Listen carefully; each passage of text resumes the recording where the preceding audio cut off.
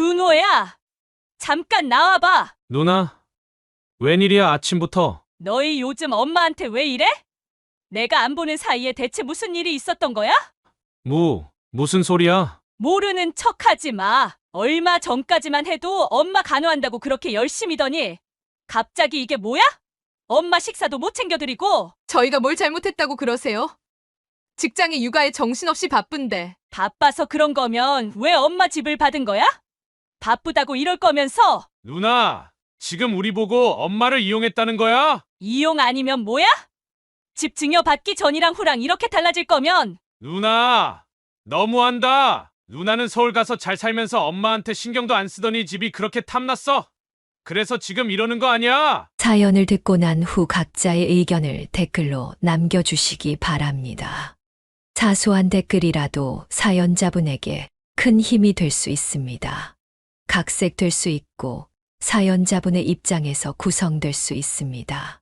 차가운 겨울바람이 창문을 두드리던 어느 저녁, 그녀는 텅 빈 거실에 홀로 앉아 3년 전 남편과의 마지막 순간을 떠올렸습니다. 주영선 여사의 남편은 평생을 가부장적 가치관으로 살아온 전형적인 한국의 아버지였습니다. 그는 가정에서 엄격한 규율과 질서를 중시했고 자녀 교육에 있어서도 보수적인 태도를 고수했습니다. 하지만 그런 엄격함 속에서도 가족을 향한 깊은 사랑이 있었기에 그의 부재는 그녀의 일상에 크나큰 공허함을 남겼습니다. 그녀는 천천히 일어나 벽에 걸린 가족 사진 앞으로 걸어갔습니다.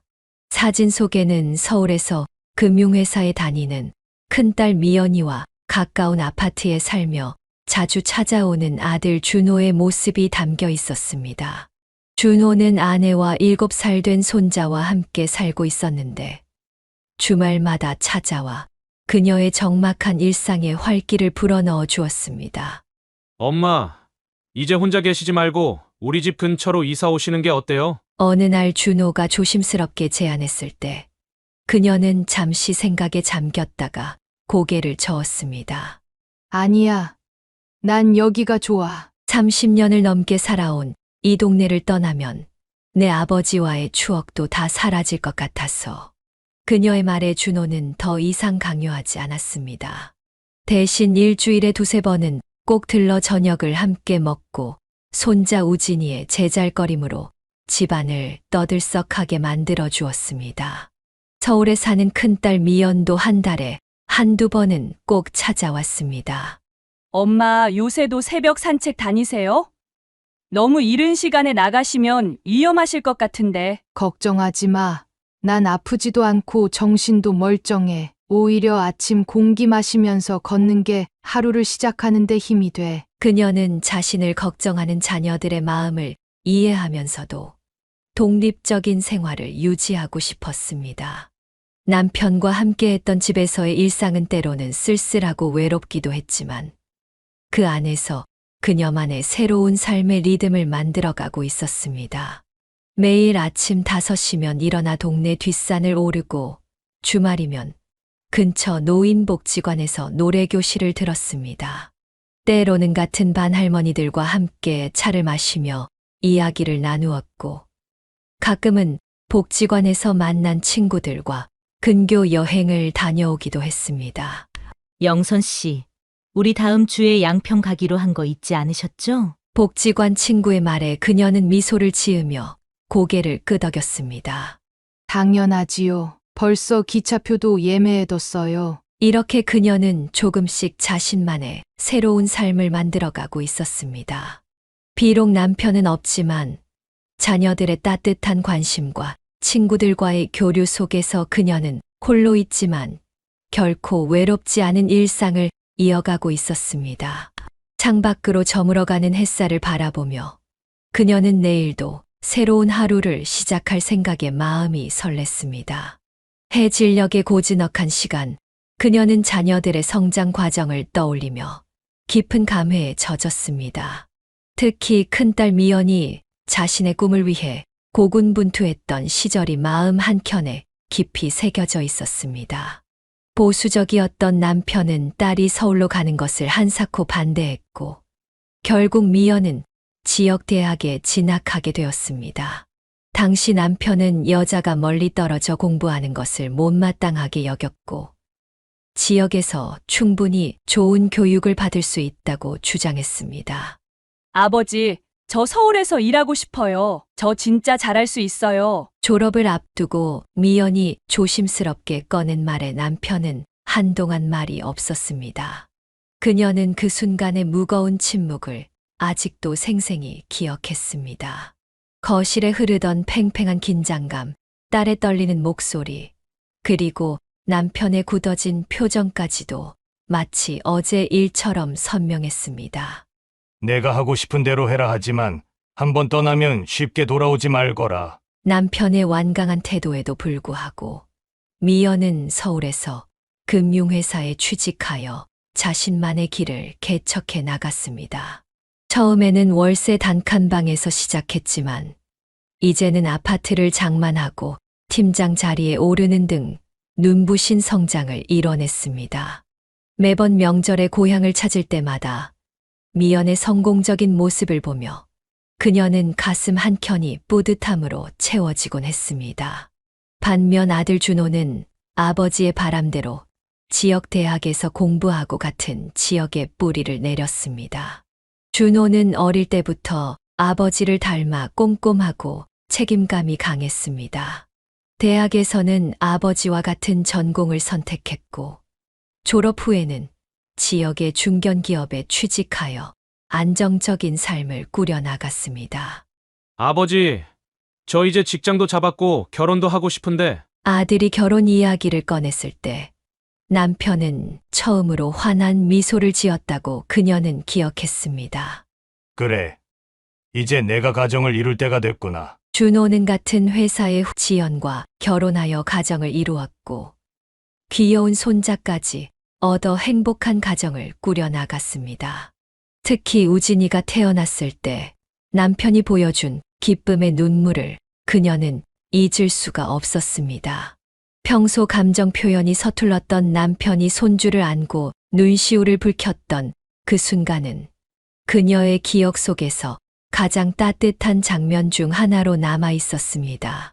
여보, 우리 손주 좀 봐. 꼭 어릴 때 준호를 보는 것 같지 않아? 그때 남편의 목소리에는 평소에는 찾아볼 수 없었던 감격과 기쁨이 가득했습니다. 손주를 바라보는 남편의 눈빛은 마치 젊은 시절 갓 태어난 준호를 안았을 때와 똑같았습니다. 이렇게 자녀들은 각자의 방식으로 자신만의 길을 개척해 나갔습니다. 미연은 서울에서 커리어우먼으로서의 삶을, 준호는 고향에서 가정적인 삶을 선택했지만 두 사람 모두 자신들만의 행복을 찾아가고 있었습니다. 그녀는 때때로 남편에게 미연의 이야기를 꺼내보곤 했지만 남편은 끝내 서운한 마음을 풀지 못했습니다. 하지만 명절마다 찾아오는 미연을 반갑게 맞이하고 손녀처럼 예쁜 직장 후배들 이야기를 들려주며 은근히 관심을 보이는 것을 보면 그도 딸의 성공이 자랑스러웠을 것이라고 그녀는 믿었습니다. 그녀는 이제 자녀들의 선택을 이해하고 존중하게 되었습니다. 비록 남편은 끝까지 큰딸의 선택을 완전히 인정하지 못했지만 그녀는 두 자녀 모두가 자신들만의 방식으로 성공적인 삶을 살아가고 있다는 것에 큰 자부심을 느꼈습니다. 특히 미연이 금융권에서 승승장구하며 후배 여직원들의 롤모델이 되어가는 모습을 보면서 딸에게 서울 유학을 허락하지 않은 것이 오히려 더 큰 도전 정신을 키워준 것은 아닌가 하는 생각도 들었습니다. 창가에 기대어 서서 그녀는 이제 곧 찾아올 미연이를 기다렸습니다. 이번 주말에는 미연이가 중요한 이야기가 있다며 찾아오기로 했기 때문입니다. 어쩌면 결혼 이야기일지도 모른다는 생각에 그녀의 마음은 설렘으로 가득 찼습니다. 이제는 미연이도 자신만의 가정을 이룰 때가 되었다고 생각하며 그녀는 따뜻한 미소를 지었습니다. 창밖으로 보이는 노을빛이 유난히 아름다웠고 그 속에서 그녀는 새로운 희망을 발견했습니다. 아침 햇살이 부엌 창가로 스며드는 평화로운 아침, 그녀는 며느리 지연이 보내온 문자를 읽으며 미소 지었습니다. 오늘도 어김없이 손주 우진이의 학교 후 돌봄을 부탁하는 내용이었습니다. 시골에서 자란 며느리는 말수는 적었지만 늘 깎듯이 예의를 갖추고 성실하게 가정을 꾸려 나갔습니다. 어머니, 오늘도 우진이 좀 봐주실 수 있으세요? 제가 회사에서 좀 늦을 것 같아서요. 그래, 걱정하지 말고 일 보렴. 우리 우진이는 내가 잘 돌볼게. 매일같이 반복되는 대화였지만 그녀는 이런 일상이 즐거웠습니다. 특히 손주 우진이와 보내는 시간은 그녀의 하루 중 가장 행복한 시간이었습니다. 며느리는 결혼 전 대학에서 간호학을 전공했고 지역 대학병원에서 간호사로 일하고 있었습니다. 바쁜 병원 일정 속에서도 가정을 돌보는 일에 소홀함이 없었고 매주 장을 보러 갈 때면 어김없이 그녀에게 필요한 것이 없는지 먼저 확인했습니다. 특별히 애교 있는 성격은 아니었지만 묵묵히 자신의 역할을 다하는 모습이 보기 좋았습니다. 어머니, 이번 주말에 산나물 좀 삶아놨어요. 냉장고에 넣어두었으니 드세요. 시골 부모님 댁에 다녀올 때마다 그녀를 위해 제철 음식을 가져오는 것도 잊지 않았습니다. 그녀는 며느리의 그런 세심한 배려가 고마웠습니다. 특히 손주 우진이를 키우는 데 있어서는 서로가 좋은 파트너가 되어 주었습니다. 며느리는 육아에 있어 시어머니의 경험과 조언을 존중했고 그녀 역시 며느리의 현대적인 육아 방식을 이해하려 노력했습니다. 어머니, 우진이가 요즘 또래 친구들이랑 잘 어울리나요? 그럼 걱정 마. 우리 우진이는 친구들하고도 잘 지내고 공부도 착실히 하더라. 육아를 주제로 한 대화는 서로를 이해하는 좋은 계기가 되었습니다. 때로는 의견이 다를 때도 있었지만 아이를 위한다는 공통된 마음으로 늘 적절한 타협점을 찾아갔습니다. 명절이면 지연은 시골 부모님과 함께 그녀의 집을 찾았습니다. 시골에서 올라온 시부모님들과 함께 음식을 준비하고 손주들을 돌보는 모습은 마치 오래전 그녀의 모습을 보는 것 같았습니다. 어머니, 이번에는 제가 전 부치고 있을 테니 좀 쉬세요. 명절 음식을 준비할 때도 지연은 조용히 자신의 몫을 해냈습니다. 특별한 말은 없었지만 그녀를 배려하는 마음이 행동에서 묻어났습니다. 그녀는 종종 친구들과 이야기를 나눌 때면 며느리 자랑을 빼놓지 않았습니다. 화려하거나 말씀을 잘하는 며느리는 아니었지만 가정과 직장에서 자신의 역할을 충실히 해내는 모습이 대견했기 때문입니다. 우리 며느리가 말이야. 병원 일도 바쁠 텐데 집안일도 착실히 하고 우진이도 잘 키우고 있어. 복지관 친구들과 이야기를 나눌 때면 을에 나오는 이야기였습니다. 다들 부러워하는 눈치였지만 그녀는 며느리의 힘든 점도 잘 알고 있었습니다. 특히 독감이 한창일 때는 병원에서 밤낮 없이 일하는 며느리가 걱정되었습니다. 그때 지연은 혹시라도 시어머니에게 감염이 될까봐 한동안 손자도 친정어머니께 부탁했었습니다. 그런 세심한 배려가 고마웠습니다. 어머니, 제가 병원에서 일하다 보니 혹시라도 어머님께 옮길까봐 걱정돼서요. 그때 지연의 말에 그녀는 며느리의 따뜻한 마음을 다시 한번 느낄 수 있었습니다. 이제는 서로를 잘 이해하는 사이가 되었습니다. 특별히 사랑한다는 말을 하지 않아도 서로를 배려하고 존중하는 마음이 일상의 작은 행동들 속에 녹아 있었습니다. 그녀는 이런 무던하고 편안한 관계가 오히려 더 오래 지속될 수 있다고 믿었습니다. 창밖으로 학교 시간이 다가오고 있었습니다. 곧 있으면 우진이가 돌아올 시간이었습니다. 그녀는 손주가 좋아하는 간식을 준비하며 오늘도 평화로운 일상을 이어갈 수 있음에 감사했습니다. 며느리와의 무던한 동행은 그렇게 하루하루 쌓여가고 있었습니다. 며느리와의 평화로운 일상을 보내던 어느 날, 그녀는 갑자기 상복부에 이상한 통증을 느꼈습니다. 처음에는 단순한 소화불량으로 여겨 평소처럼 산책을 나섰지만 걸을 때마다 윗배가 당기고 기침이 잦아졌습니다. 어머니, 얼굴이 많이 안 좋아 보이세요. 병원에 가보시는 게 어떨까요? 아침에 손주를 데리러 왔다가 며느리가 걱정스러운 눈빛으로 물었습니다. 괜찮아.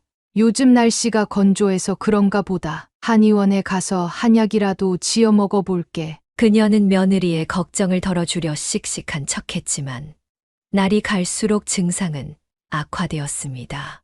평소 다니던 한의원에서 일주일간 치료를 받았지만 효과는 미미했습니다.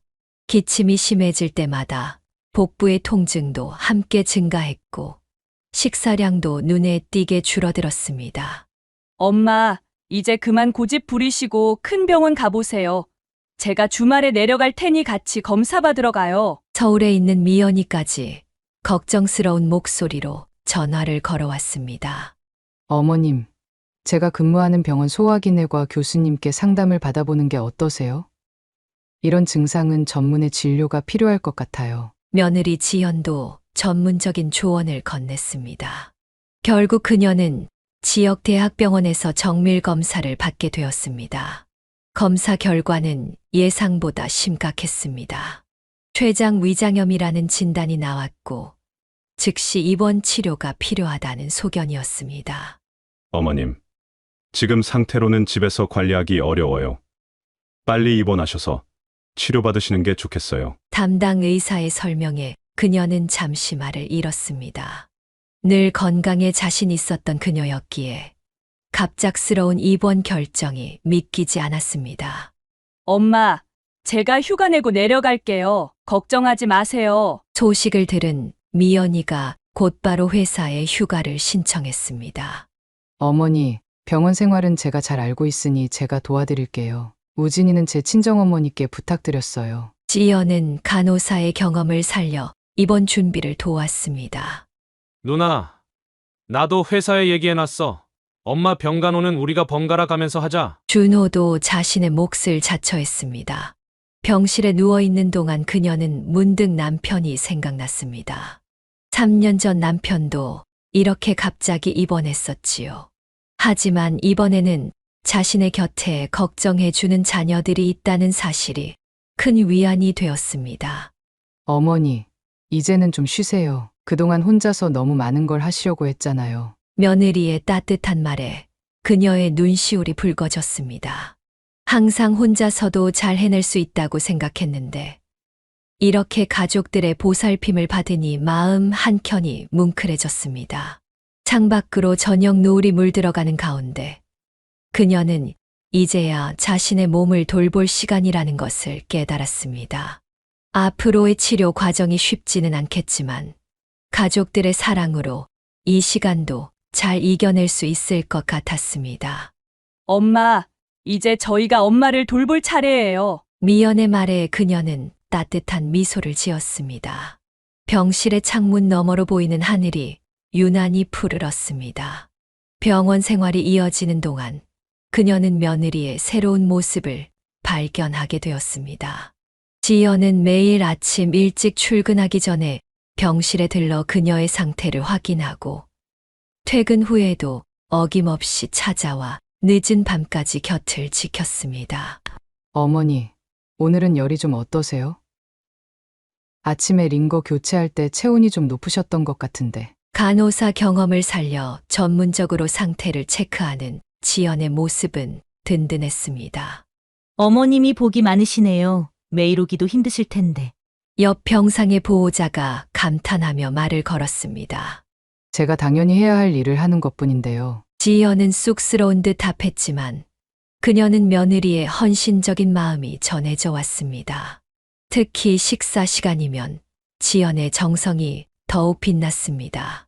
병원 식단만으로는 영양이 부족할까봐 매일 아침 일찍 일어나 특별히 죽을 끓여왔고 그녀가 먹기 편하도록 정성껏 준비했습니다. 어머니, 오늘은 단호박죽 만들어 왔어요. 소화도 잘 되고 영양도 좋대요. 이렇게 매번 신경 써주니 고맙구나. 제가 간호사라서 이런 거라도 해드릴 수 있어서 다행이에요. 밤늦게까지 병실을 지키는 며느리를 보며 다른 병실 보호자들도 감탄을 자아냈습니다. 특히 같은 병실의 할머니들은 며느리 자랑하기를 즐겨했는데 그럴 때마다 그녀는 뿌듯한 마음을 감출 수 없었습니다. 요즘 세상에 저렇게 지극정성으로 모시는 며느리가 어디 있답니까? 복 받으신 겁니다. 병실 문을 들어설 때마다 환한 미소로 인사하는 며느리의 모습에 간호사들도 칭찬을 아끼지 않았습니다. 지연 선생님, 어머님 모시느라 고생이 많으시네요. 우리 병동의 모범이세요. 주간호사는 며느리가 모범적인 며느리라며 다른 보호자들에게 종종 이야기하곤 했습니다. 퇴근 후에도 손자를 친정에 맡기고 늦게까지 병간호를 하는 모습을 보며 그녀는 며느리에게 미안한 마음이 들었습니다. 지연아, 너무 무리하지 마. 내 몸도 챙기고 우진이도 봐야 하잖니. 어머니, 걱정 마세요. 우진이는 지금 친정엄마가 잘 돌봐주고 계시고 제가 이렇게라도 옆에서 간호해드릴 수 있어서 다행이에요. 매일 밤 피곤한 기색도 내비치지 않고 미소 짓는 며느리를 보며 그녀는 마음속으로 깊은 감사를 느꼈습니다. 특히 지연이 근무하는 병동이 아님에도 불구하고 수시로 들러 자신의 상태를 체크하고 필요한 것들을 챙겨주는 모습은 그 어떤 말보다도 진심이 느껴졌습니다. 어머니, 이제 주무실 시간이에요. 내일 아침 일찍 다시 올게요. 매일 밤 돌아가기 전에 건네는 지연의 인사말에는 따뜻한 정이 담겨 있었습니다. 그녀는 이제야 진정한 가족의 의미를 깨닫게 되었습니다. 혈연으로 맺어진 관계가 아니어도 이렇게 서로를 진심으로 걱정하고 돌보는 마음이야말로 진정한 가족의 모습이라는 것을 말입니다. 창밖으로 늦은 밤의 어둠이 깊어가는 가운데 그녀는 오늘도 변함없이 자신을 보살펴준 며느리의 모습을 떠올리며 감사한 마음으로 잠이 들었습니다. 서울에서 급히 내려온 미연은 병실에서 마주한 광경에 깊은 감동을 받았습니다. 바쁜 병원 일정 속에서도 매일같이 시어머니를 찾아와 정성껏 보살피는 지연의 모습은 그녀가 생각했던 것 이상이었습니다. 엄마, 지연 언니가 이렇게 잘 모시고 계신 줄 몰랐어요. 저도 많이 배워야겠어요. 미연이 진심 어린 목소리로 말했습니다. 그러게, 지연이가 많이 고생하지. 자기 일도 바쁠 텐데. 그녀가 걱정스럽게 말하자 미연은 고개를 끄덕였습니다. 진짜 요즘 세상에 언니 같은 며느리 찾기 힘들어요. 엄마 복 받으셨다. 아침마다 출근 전에 들러 환자복을 갈아입혀 드리고 직접 끓인 죽을 떠먹여 주는 지연의 모습에 미연은 자신을 돌아보게 되었습니다. 언니, 제가 너무 멀리만 있었죠? 이제는 자주 내려올게요. 아니야. 넌 그냥 내 할 일 잘하면 돼. 나도 할 수 있는 걸 하는 거니까. 지연의 담담한 말에 미연의 눈시울이 붉어졌습니다. 퇴근 후에도 늦은 밤까지 병실을 지키는 지연을 보며 미연은 마음속으로 깊은 존경심을 느꼈습니다. 친자식인 자신보다 더 헌신적으로 어머니를 돌보는 지연의 모습은 가족의 의미를 다시 한번 생각하게 만들었습니다. 엄마, 멀리 있어서 이렇게 곁에서 잘못 모시고 죄송해요. 그런 소리 하지 마. 내가 잘 지내는 것만 해도 엄마는 기쁘단다. 그녀의 말에 미연은 더욱 마음이 아팠습니다. 서울에서의 바쁜 생활을 핑계로 자주 찾아뵙지 못했던 지난 날들이 후회스러웠습니다. 언니, 정말 감사해요. 제가 못해드리는 걸 이렇게. 미연아, 그런 말 하지 마. 나도 받은 게 많아서. 두 사람의 대화를 듣고 있던 그녀는 마음이 따뜻해졌습니다. 딸과 며느리가 서로를 이해하고 배려하는 모습이 보기 좋았습니다. 언니, 이제부터는 제가 좀 더 자주 내려올게요. 언니도 많이 힘드실 텐데. 미연의 말에 지연이 고개를 저었습니다. 걱정 마. 넌 그냥 내일 잘하고 가끔 전화나 자주 해주면 돼. 병실 안에 흐르는 훈훈한 분위기를 보며 그녀는 문득 남편 생각이 났습니다. 만약 남편이 이 모습을 보았다면 얼마나 흐뭇해했을까 하는 생각이 들었습니다. 창밖으로 따스한 햇살이 비치는 가운데 그녀는 자신의 곁에 이렇게 좋은 딸과 며느리가 있다는 사실에 깊은 감사함을 느꼈습니다. 비록 몸은 아팠지만 이 시간을 통해 가족의 소중함을 다시 한번 깨닫게 된 것 같았습니다. 엄마, 이제 우리가 잘 모실게요. 미연의 조용한 말에 지연이 따뜻하게 미소 지었고 그 모습을 바라보는 그녀의 얼굴에도 행복한 미소가 번졌습니다. 퇴원을 며칠 앞둔 어느 날 아침, 그녀는 오랫동안 마음에 담아두었던 이야기를 꺼내기로 했습니다. 병원비 대신 나온 보험금을 받아든 그녀는 며느리의 헌신적인 간호에 대한 감사의 마음을 전하고 싶었습니다. 세아가 잠깐 앉아봐라. 아침 체온 체크를 마친 지연에게 그녀가 조심스레 말을 건넸습니다. 어머니, 어디 불편하신 데라도 있으세요?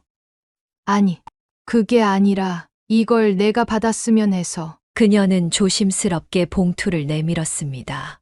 어머니, 이게 무슨 말씀이세요? 제가 어떻게 이런 걸. 지연은 당황한 듯 손사래를 쳤습니다. 너도 알다시피 난 보험금을 받았잖아. 내가 이렇게 고생하는데 이 정도는 받아야지. 정말 괜찮아요. 제가 당연히 해야 할 일인데. 하지만 그녀는 며느리의 손을 꼭 잡았습니다. 내가 이렇게까지 날 돌봐준 게 얼마나 고마운 줄 아니? 이건 그냥 엄마의 마음이라고 생각하고. 잠시 침묵이 흘렀습니다. 지연의 눈가가 붉어졌습니다. 어머니, 저는 정말 마음으로 모신 건데. 알아. 내 마음도 잘 알아. 그래도 이건 받아줘. 내 마음이 편해질 것 같아. 결국 지연은 시어머니의 진심, 어린 마음을 받아들였습니다. 그녀도 알고 있었습니다. 이 봉투 속 금액이 며느리의 헌신을 보상할 수 있는 것은 아니라는 걸. 하지만 그녀로서는 이렇게라도 마음을 표현하고 싶었습니다. 나중에 우진이 학원비라도 보태서 써라. 어머니. 지연의 눈에서 눈물이 흘렀습니다. 그것은 단순히 물질적인 보답을 받은 것에 대한 감정이 아닌 시어머니의 따뜻한 마음이 전해진 데 대한 감동의 눈물이었습니다. 마침 출근 시간이 다가오자 지연은 서둘러 눈물을 닦았습니다.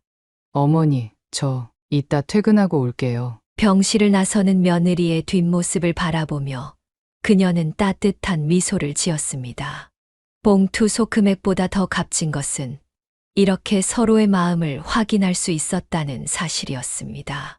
창밖에서 불어오는 봄바람이 병실의 커튼을 살랑이며 흔들었고 그녀의 마음도 그처럼 따뜻하게 흔들렸습니다. 이제 곧 있으면 퇴원입니다. 하지만 그녀는 알고 있었습니다. 이 입원 생활을 통해 얻은 것들이 어쩌면 병이 낫는 것보다 더 소중한 선물이 되었다는 것을. 퇴원 후 일상으로 돌아온 어느 아침, 그녀는 평소처럼 토스트를 준비하고 있었습니다.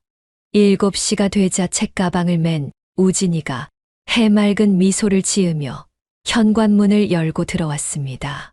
할머니, 이제 많이 좋아지셨어요? 우진이가 달려와 그녀를 꼭 안았습니다. 그럼 우리 우진이 덕분에 할머니가 쑥쑥 좋아졌지. 식탁에 앉아 토스트를 먹던 우진이가 문득 심각한 표정을 지었습니다. 할머니, 약속해주세요. 응. 무슨 약속? 이제 절대로 아프시면 안 돼요. 제가 너무 걱정됐단 말이에요. 그녀는 손주의 예상치 못한 말에 잠시 말을 잃었습니다. 할머니가 아프실 때 엄마가 매일 늦게 오시고 저도 할머니 집에 못 와서 너무 슬펐어요. 순수한 아이의 마음이 담긴 말에 그녀의 눈시울이 붉어졌습니다. 우리 우진이가 이렇게 할머니를 생각해줬구나. 당연하죠. 할머니가 만들어주시는 토스트가 세상에서 제일 맛있는데. 토스트를 한 입 크게 베어 문 우진이의 볼이 장난스럽게 부풀어 올랐습니다. 그래, 약속할게. 할머니가 앞으로 더 건강하게 지낼 테니까 우리 우진이도 공부 열심히 하고 착하게 자라줘야 해. 네, 약속이에요. 새끼손가락 걸고요. 우진이가 내민 새끼손가락에 그녀의 새끼손가락을 걸며 약속했습니다. 할머니, 이따 학원 끝나고 또 올게요. 그때는 제가 그린 그림도 가져올 거예요. 서둘러 가방을 메고 일어서는 우진이를 배웅하며 그녀는 따뜻한 미소를 지었습니다. 손주의 순수한 걱정과 사랑이 어떤 약보다도 더 큰 치유가 되는 것 같았습니다. 현관문 밖으로 사라지는 우진이의 뒷모습을 바라보며 그녀는 오늘도 건강하게 지내야겠다고 다짐했습니다. 아침 햇살이 창가에 걸린 커튼 사이로 따사롭게 비치고 있었습니다. 평화로운 일상이 다시 찾아온 것도 잠시 정기 검진 결과는 그녀의 삶을 다시 한번 뒤흔들어 놓았습니다. 처음에 췌장 위장염이 단순한 염증이 아닌 췌장암이라는 진단이 내려진 것입니다. 서울 큰 병원으로 가셔야 할 것 같아요. 거기가 항암 치료도 더 잘 되어 있고. 그날 저녁 급히 내려온 미연은 강하게 서울행을 권했습니다.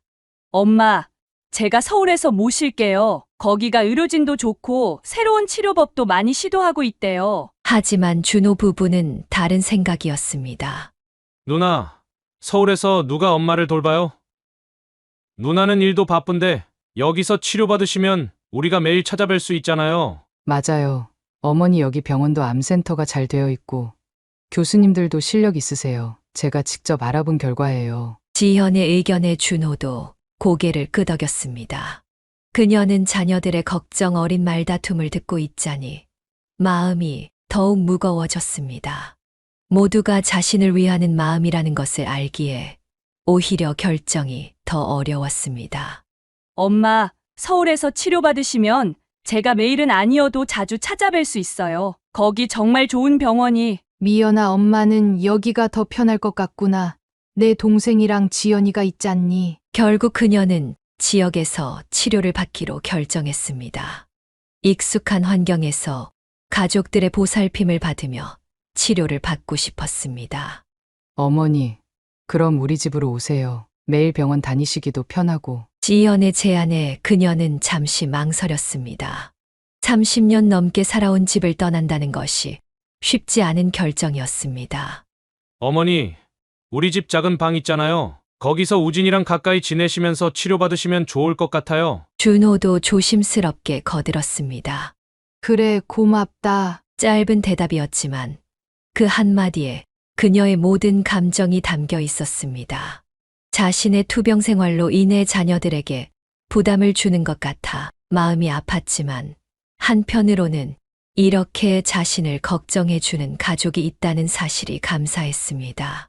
누나도 자주 내려와요. 엄마 보러. 그래, 걱정 마. 주말마다 내려올게. 미연은 아쉬운 마음을 달래며 고개를 끄덕였습니다. 이사를 준비하는 동안 그녀는 집 안 구석구석을 둘러보았습니다. 남편과 함께 보낸 시간들, 아이들을 키우며 보낸 날들, 그리고 최근에 홀로 된 시간까지 모든 순간이 이 집에 켜켜이 쌓여 있었습니다. 할머니, 이제 우리 집에서 같이 살아요? 이사 날 우진이가 설렘 가득한 목소리로 물었습니다. 그래, 우리 우진이가 할머니 많이 도와줘야 해. 당연하죠. 제가 할머니 약도 갖다 드리고 재미있는 이야기도 많이 해드릴게요. 손주의 순수한 말에 그녀는 따뜻한 미소를 지었습니다. 비록 힘든 치료 과정이 기다리고 있지만 이렇게 가족들과 함께라면 이겨낼 수 있을 것 같았습니다. 창밖으로 봄날의 햇살이 따스하게 비치고 있었습니다. 새로운 보금자리에서 시작될 생활이 두렵기도 했지만 한편으로는 더 깊어진 가족의 사랑을 느낄 수 있어 감사했습니다. 아들 내외의 집으로 거처를 옮긴 후 그녀의 하루하루는 가족들의 따뜻한 보살핌 속에서 흘러갔습니다. 특히 지연은 병원 일정을 조정해가며 그녀의 치료에 전념했습니다. 매일 아침 출근 전이면 그녀의 상태를 체크하고 먹기 좋은 음식을 정성스럽게 준비했습니다. 어머니, 오늘은 항암 치료 후 몸이 많이 힘드시죠? 제가 죽 끓여왔어요. 이렇게까지 신경 써주니 고맙구나. 어머니, 그런 말씀 마세요. 당연히 해야 할 일인데. 준호도 매일 아침 출근 전과 퇴근 후에 어머니 방에 들러 안부를 묻는 것을 잊지 않았습니다. 바쁜 회사 일정 속에서도 틈틈이 전화를 걸어 어머니의 상태를 확인했습니다. 엄마, 오늘은 좀 어떠세요? 많이 불편하진 않으시죠? 아니, 너희가 이렇게 잘해주는데 뭐가 더 필요하겠니? 특히 치료 날이면 지연은 자신의 근무 시간을 조정해가며 병원에 동행했습니다. 항암 치료의 고통스러운 과정을 옆에서 지켜보며 힘이 되어주려 노력했습니다. 치료 과정에서 오는 메스꺼움과 통증을 덜어주기 위해 전문 간호사로서의 경험을 살려 세심하게 보살폈습니다. 어머니, 이제 곧 치료가 끝나요. 조금만 더 힘내세요. 제가 계속 옆에 있을게요. 지연의 따뜻한 손길이 닿을 때마다 그녀는 큰 위로를 받았습니다. 항암 치료의 부작용으로 식욕이 떨어지고 몸이 쇠약해질 때도 며느리는 정성스럽게 준비한 음식으로 그녀의 입맛을 돋우려 애썼습니다. 병원 근무를 마치고 돌아와서도 밤늦게까지 다음날 음식을 준비하는 지연의 모습에 그녀는 늘 미안하고 고마운 마음이 교차했습니다. 우진이도 할머니를 위해 나름의 노력을 했습니다. 학교에서 돌아오면 가방도 놓기 전에 할머니 방부터 들렀고 즐거운 이야기로 할머니를 웃게 만들려 애썼습니다. 할머니, 제가 오늘 학교에서 있었던 재미있는 이야기 해드릴게요. 선생님이 매일 저녁 손주의 제잘거림은 그녀에게 작은 기쁨이 되었고 때로는 힘든 치료의 고통도 잊게 해주었습니다. 우진이의 순수한 관심과 사랑이 그녀의 회복에 큰 힘이 되었습니다. 힘든 치료 과정 중에도 가족들의 사랑은 변함없었습니다. 주말이면 준호가 그녀를 위해 근처 공원으로 산책을 나섰고 지연은 틈틈이 집안을 정돈하고 필요한 것들을 챙겼습니다. 작은 방이었지만 그녀를 위해 안락한 공간을 만들어주려 노력했고 계절에 맞는 이불과 옷까지도 미리미리 준비했습니다. 어머니, 이제 날씨도 좋은데 잠깐 바깥 공기 쐬러 나가실까요? 제가 휠체어 준비해 드릴게요. 지연의 세심한 배려는 계속되었습니다. 그녀의 컨디션이 좋지 않은 날이면 망설임 없이 휴가를 내어 온종일 곁을 지켰습니다. 병원 동료들의 도움으로 근무 일정을 조정하며 시어머니, 간호에 최선을 다했습니다. 서울에 있는 미연도 주말마다 내려와 가족들과 함께 했습니다. 바쁜 회사 일정 속에서도 어머니를 위해 시간을 내려 노력했고 좋다는 약이나 보약이 있으면 잊지 않고 가져왔습니다. 엄마, 이번 주말에는 제가 모시고 있을 테니까 지연 언니는 좀 쉬세요. 이렇게 가족들의 보살핌 속에서 그녀의 투병 생활은 계속되었습니다. 힘든 치료 과정이었지만 가족들의 사랑으로 하루하루를 이겨낼 수 있었습니다.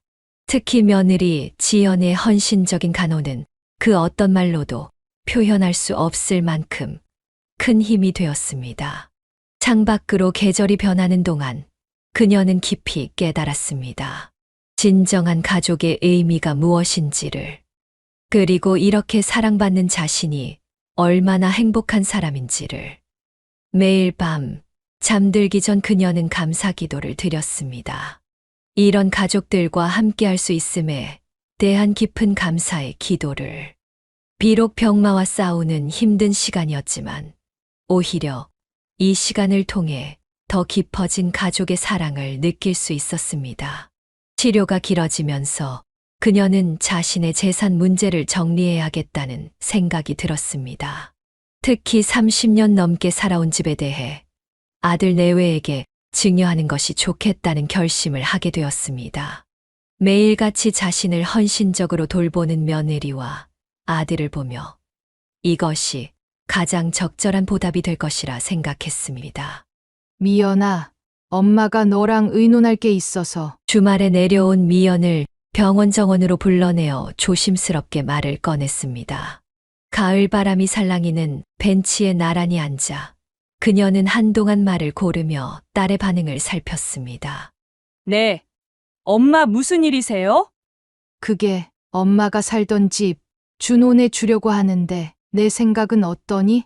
잠시 침묵이 흘렀습니다.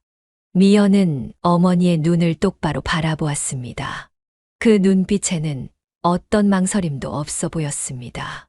당연히 그래야죠. 지연 언니랑 준호 이렇게 잘 모시는데. 전 서울에서 잘 살고 있잖아요. 정말 괜찮은 거니? 내가 큰딸인데 엄마가 미안하구나. 엄마, 그런 말씀 마세요. 전 정말 이게 맞다고 생각해요. 준호네가 엄마 곁에서 이렇게 잘 모시고, 게다가 언니가 얼마나 헌신적으로 간호하시는데요. 미연의 흔쾌한 동의에 그녀의 마음은 한결 가벼워졌습니다. 평소 똑똑하고 이해심 많은 딸이었지만 이렇게 선뜻 동의해 줄 줄은 예상하지 못했습니다. 지연이가 참 고마워. 직장 다니면서도 이렇게 엄마를 잘 돌봐주고 우진이도 있는데. 맞아요. 지연 언니가 없었으면 어떻게 됐을지. 전 멀리 있어서 많이 도와드리지도 못하는데 언니가 정말 딸처럼 잘 모시잖아요. 그녀는 큰딸의 너그러운 마음에 눈시울이 붉어졌습니다. 요즘 같은 세상에 재산 문제로 형제 간에 다투는 경우가 많다는 걸 알기에 미연의 이해심 깊은 태도가 더욱 고마웠습니다. 그동안 준호네가 엄마를 얼마나 잘 모셨어요. 이제는 제가 큰딸로서 양보할 줄도 알아야죠. 그리고 전 서울에서 나름대로 잘 살고 있잖아요. 미연의 말에는 진심이 담겨 있었습니다. 어릴 적 아버지의 반대로 서울 유학을 포기했던 딸이 이제는 이렇게 성숙한 모습으로 자신의 결정을 지지해 주는 것이 자랑스러웠습니다.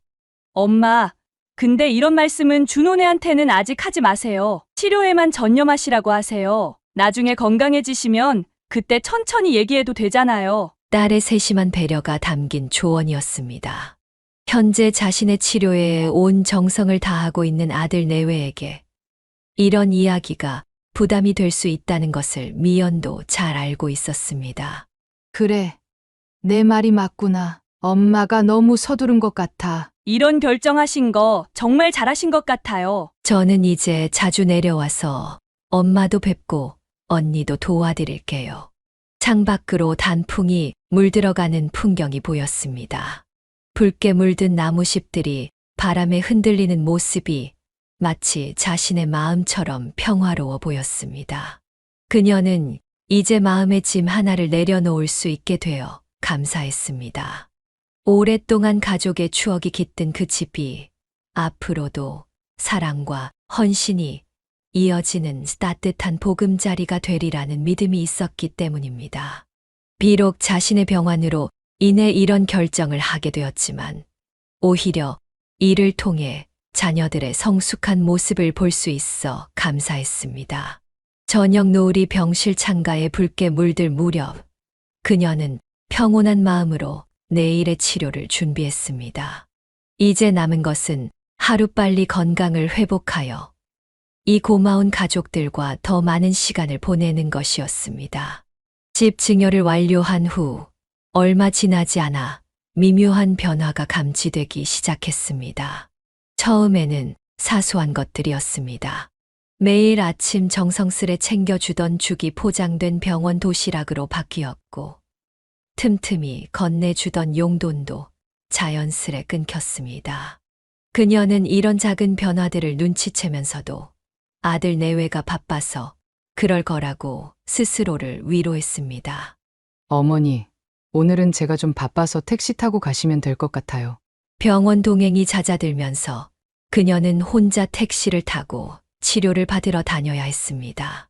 기운이 없는 상태로 치료를 받고 혼자 집으로 돌아오는 길은 유난히 길게 느껴졌습니다. 택시 안에서 창밖을 바라보며 얼마 전까지 늘 곁에서 보살펴 주던 며느리의 모습이 떠올랐습니다.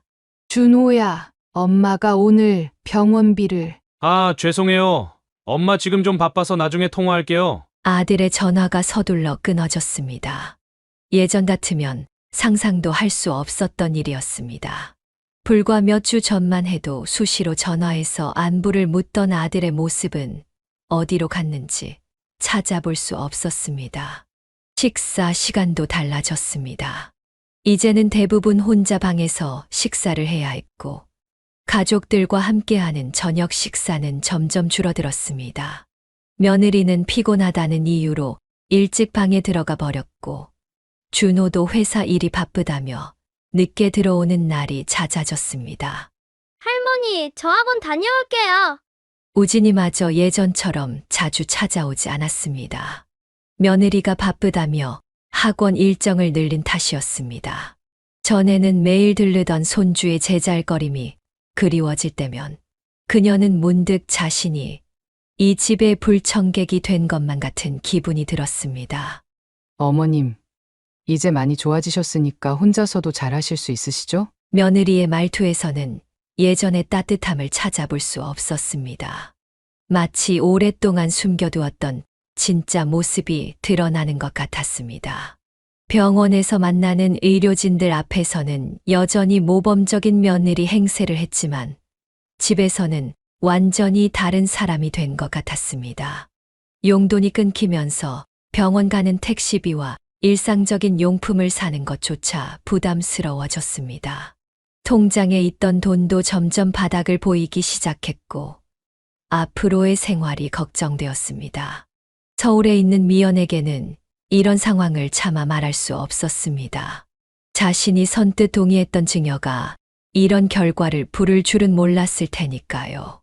딸에게 이런 이야기를 하면 자칫 형제 간의 관계가 틀어질까 염려되었습니다. 밤이면 홀로 누운 침대에서 그녀는 남편 생각이 간절해졌습니다.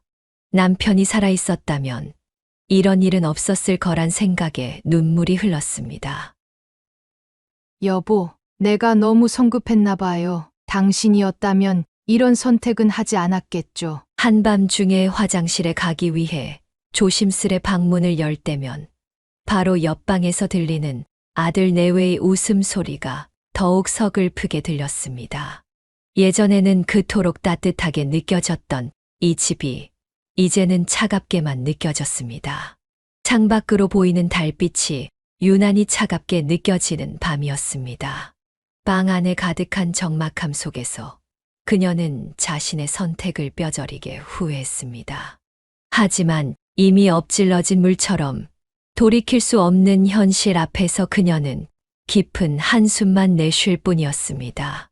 문득 예전에 살던 집이 그리워졌습니다. 비록 혼자였지만 자유롭고 당당했던 그때가 무척이나 그리웠습니다. 어느 평화로운 주말 오후 학원을 마치고 돌아온 우진이가 오랜만에 그녀의 방을 찾았습니다. 며칠 동안 손주의 얼굴을 보지 못했던 터라 그녀는 반가운 마음에 안아주려 했지만 우진이는 어색하게 멀찍이 서 있었습니다. 우리 우진이 많이 컸구나. 이제는 할머니 안아주는 것도 싫어? 아니에요. 그런데 할머니, 계속 저희 집에서 살면 안 돼요? 뜻밖의 질문에 그녀는 순간 말문이 막혔습니다. 왜 그런 걸 물어보니? 그냥 엄마 아빠가 할머니 서울로 보내야 한다고 하는 걸 들어서요. 우진이의 무심코 던진 말에 그녀의 심장이 덜컥 내려앉는 것 같았습니다. 어젯밤에 엄마가 아빠한테 그러는 거 들었어요. 할머니 집도 이제 우리 거 됐으니까 서울 고모네로 보내면 된다고. 순수한 아이의 입을 통해 전해들은 이야기였지만 그 충격은 실로 컸습니다. 머릿속이 하얘지는 것 같았습니다. 할머니, 전 할머니랑 계속 같이 있고 싶은데 서울은 너무 멀잖아요. 우진이의 목소리가 떨리고 있었습니다. 그녀는 손주를 꼭 안아주었습니다. 우리 우진이가 이런 말 해줘서 고마워. 하지만 걱정하지 마. 할머니는 어디도 안 갈 거야. 하지만 그날 밤 그녀는 잠을 이루지 못했습니다. 옆방에서 들려오는 아들 내외의 대화 소리에 귀를 기울이지 않으려 해도 자꾸만 신경이 쓰였습니다. 어머님 서울로 모시는 게 좋을 것 같아요. 아가씨도 이제 결혼할 때가 됐으니 거기서 같이 지내시면. 며느리의 목소리가 희미하게 들려왔습니다. 그래도 갑자기 그러기는 사람들 눈도 있고. 여보, 이제 집도 우리 앞으로 됐잖아요. 더 이상 부담스럽게 모시고 있을 필요 없지 않을까요? 차가운 며느리의 말에 그녀의 마음은 얼어붙는 것 같았습니다. 불과 몇 달 전까지 지극정성으로 간호하던 그 며느리가 맞나 싶었습니다. 다음 날 아침 미연에게 전화를 걸어 이 사실을 알리려다가 그녀는 전화기를 내려놓았습니다. 딸에게 이런 이야기를 하면 자칫 형제 간의 관계가 돌이킬 수 없이 나빠질 것 같았습니다. 며칠 후 병원 진료를 마치고 돌아오는 길에 우연히 마주친 옆집 할머니가 물었습니다. 어머님, 서울로 가신다는 소문이 있던데 정말인가요? 그제야 그녀는 아들 내외가 이미 이웃들에게까지 이야기를 퍼뜨리고 있었다는 것을 알게 되었습니다. 아니에요. 아직 결정된 건 없어요. 떨리는 목소리로 답하며 그녀는 서둘러 발걸음을 옮겼습니다. 집으로 돌아오는 길이 그토록 무겁게 느껴진 적은 없었습니다. 그날 밤 그녀는 오랜만에 일기를 썼습니다. 여보, 당신이 살아계셨다면 이런 일은 없었겠지요. 우리 아들 내외가 이럴 줄은 몰랐어요. 집을 줄 때는 그렇게 잘할 것처럼 하더니 이제는 저를 서울로 보내려고 한대요. 미연이한테 짐이 될 텐데 어떻게 해야 할까요? 창밖으로 보이는 달빛이 유난히 쓸쓸해 보였습니다. 머리맡에 놓인 남편의 사진을 바라보며 그녀는 조용히 눈물을 훔쳤습니다. 이제 와서 깨달은 것은 재산을 미리 정리한다는 것이 얼마나 위험한 선택이었는지 하는 점이었습니다. 방 한켠에서 들려오는 손주의 숨소리만이 그나마 그녀에게 작은 위안이 되었습니다. 하지만 이제 곧 이 소리마저 들을 수 없게 될지도 모른다는 생각에 가슴이 더욱 아팠습니다. 주말 아침 평소보다 일찍 서울에서 내려온 미연은 동생 집을 찾았습니다.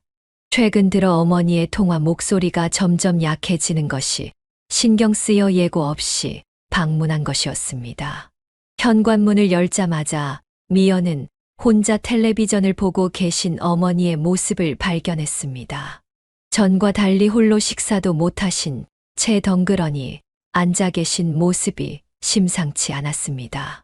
엄마 아직 아침도 안 드셨어요? 아, 미연아, 지연이가 오늘은 좀 바쁘다고. 그 순간 안방에서 나오던 지연과 마주쳤습니다. 오늘 오신다고 연락도 없으셨는데. 미연은 며느리의 말투에서 어떤 불편함을 느꼈습니다. 예전에 공손하고 다정한 모습은 온데간데 없었습니다. 준호야! 잠깐 나와봐! 미연의 날카로운 목소리에 준호가 방에서 나왔습니다. 누나, 웬일이야 아침부터? 너희 요즘 엄마한테 왜 이래? 내가 안 보는 사이에 대체 무슨 일이 있었던 거야? 무슨 소리야? 모르는 척하지 마. 얼마 전까지만 해도 엄마 간호한다고 그렇게 열심히더니 갑자기 이게 뭐야? 엄마 식사도 못 챙겨드리고. 지연이 끼어들었습니다. 저희가 뭘 잘못했다고 그러세요? 직장에 육아에 정신없이 바쁜데. 바빠서 그런 거면 왜 엄마 집을 받은 거야? 바쁘다고 이럴 거면서. 순간 동생 부부의 얼굴이 굳어졌습니다. 누나, 지금 우리 보고 엄마를 이용했다는 거야? 이용 아니면 뭐야? 집 증여받기 전이랑 후랑 이렇게 달라질 거면. 누나, 너무한다. 누나는 서울 가서 잘 살면서 엄마한테 신경도 안 쓰더니 집이 그렇게 탐났어. 그래서 지금 이러는 거 아니야? 뭐?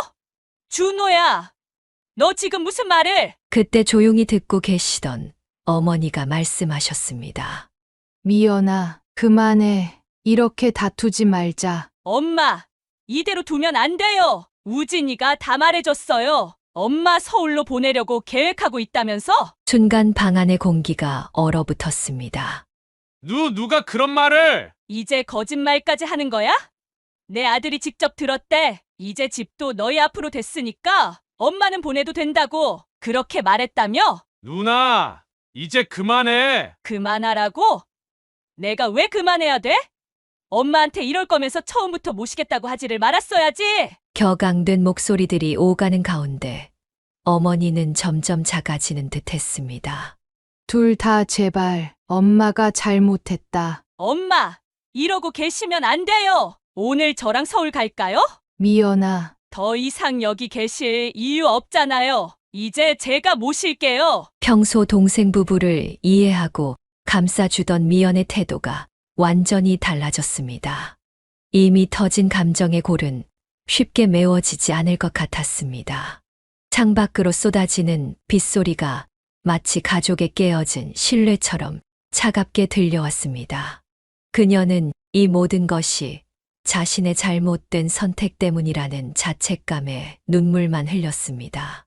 큰딸과 아들 부부의 다툼 이후 그녀는 깊은 절망감에 빠져들었습니다. 그동안 애써 외면하려 했던 현실을 직시하게 된 것입니다. 며느리의 헌신적인 모습이, 아들의 따뜻한 관심이 모두 집을 얻기 위한 연기였다는 사실이 가슴을 무겁게 눌렀습니다. 어머님, 저희가 잘 모실게요. 걱정하지 마세요.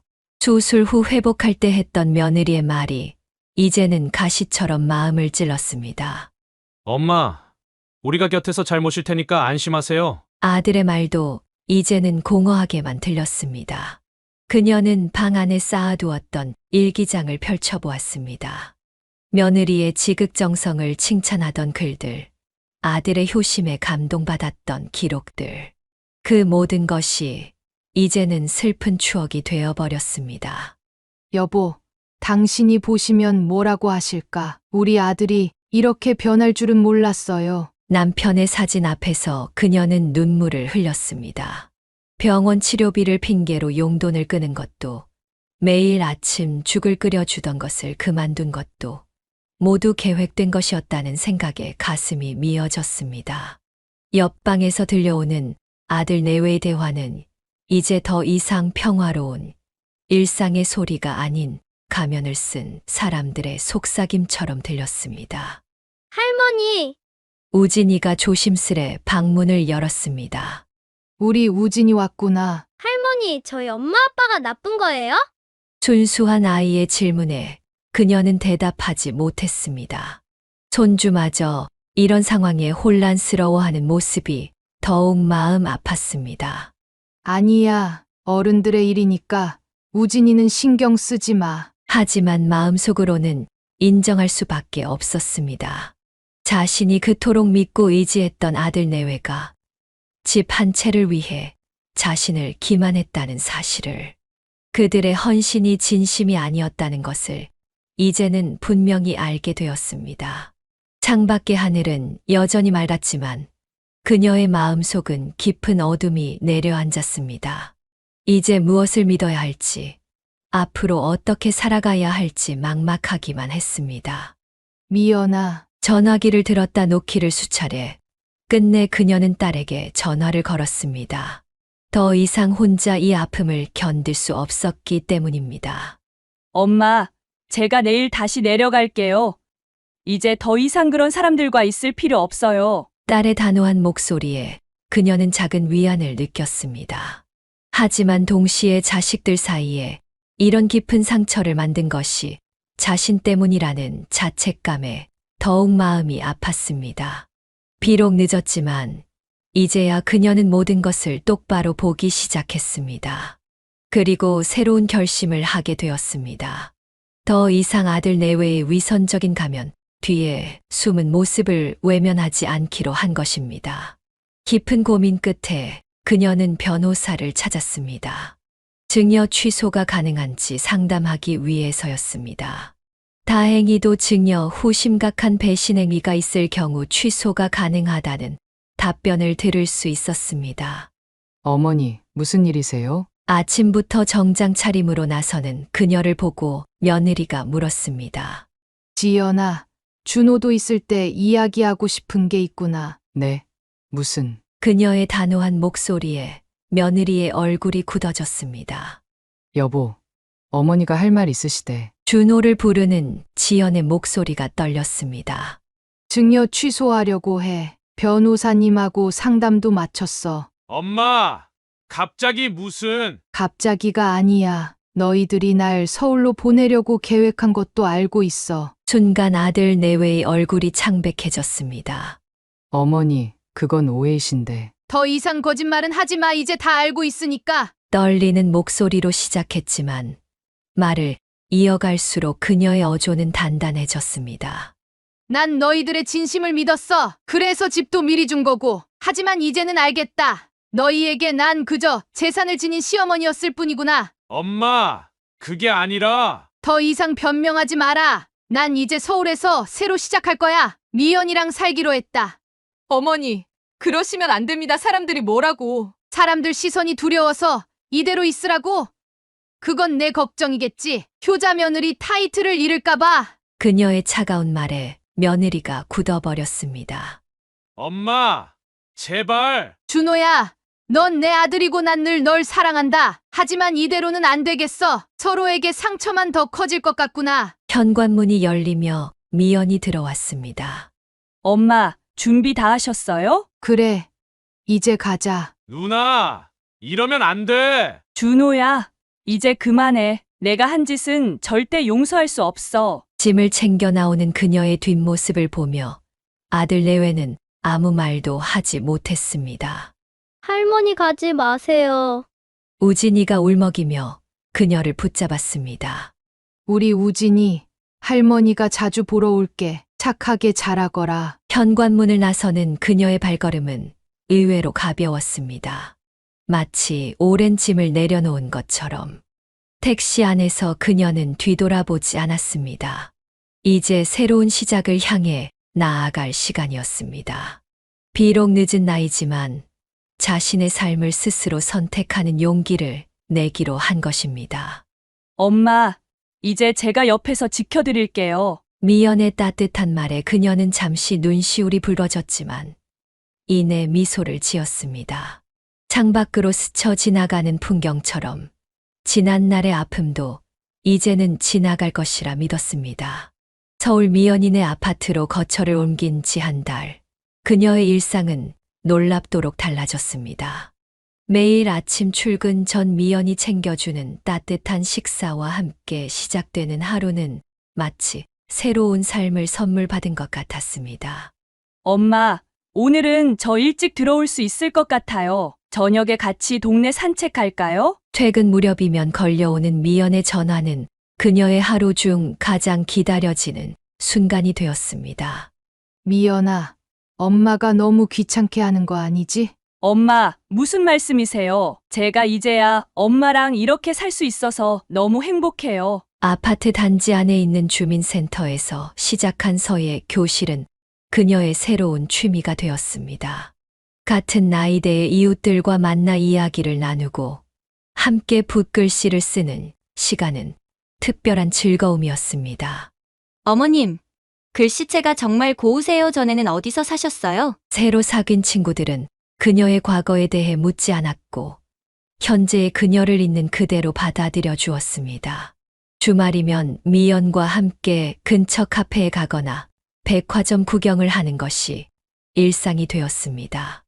엄마, 이 원피스 한번 입어보세요. 엄마한테 너무 잘 어울릴 것 같아요. 미연은 마치 오랫동안 하고 싶었던 일을 이제야 하는 것처럼 쇼핑하는 내내 즐거워했습니다. 미연아, 이렇게 챙겨주니까 엄마가 미안하기도 하고. 엄마, 전 정말 행복해요. 이제야 진짜 효도할 수 있게 된 것 같아서요. 창밖으로 보이는 서울의 야경이 반짝였습니다. 그녀는 이제야 진정한 행복이 무엇인지 알 것 같았습니다. 조건 없는 사랑, 진심 어린 관심. 그동안 그토록 원했던 것들을 이제야 딸과 함께 누리고 있었습니다. 여보, 이제야 제가 행복이 무엇인지 알 것 같아요. 밤마다 남편의 사진을 보며 그녀는 미소 지었습니다. 비록 늦은 나이에 찾은 행복이지만 이제는 매일이 감사하고 소중했습니다. 평화로워 보였던 미연과의 생활도 얼마 가지 않아 균열이 생기기 시작했습니다. 어느 저녁 미연이 조심스럽게 꺼낸 한마디가 그 시작이었습니다. 엄마 그 집 증여 취소하시면 혹시 순간 그녀의 손에 들고 있던 수저가 떨어졌습니다. 미연아, 너 맞아. 엄마 오해하지 마세요. 전 그냥 그냥이 아니잖아. 너도 결국은 내 재산이 목적이었던 거니? 그녀의 목소리가 떨렸습니다. 엄마 그게 아니라 제가 이렇게 잘 모시고 있잖아요. 준호네랑은 다르다고요? 다르기는 뭐가 달라? 너도 똑같아. 재산 얘기 꺼내기 전까지는 잘해주다가 지금 저보고 그런 사람 취급하시는 거예요? 제가 얼마나 엄마 위해서 위해서? 날 위해서가 아니라 내 재산을 위해서지. 미연의 얼굴이 붉어졌습니다. 엄마 제가 이렇게 모시고 있는데 그 정도 바라는 것도 죄가 돼요? 이렇게 모시고 있다고? 너도 결국 계산적인 효도였던 거네. 계산이요? 그럼 엄마는 왜 준호네 주려고 하셨어요? 그건 계산 아니었나요? 내가 어떻게 그런 말을. 전 큰딸이에요. 그런데 왜 동생한테만 다 주시려고 했죠? 그만해. 너희들 모두 똑같구나. 다들 내 재산만 보고. 그녀는 자리에서 벌떡 일어났습니다. 엄마, 어디 가세요? 더는 못 있겠다.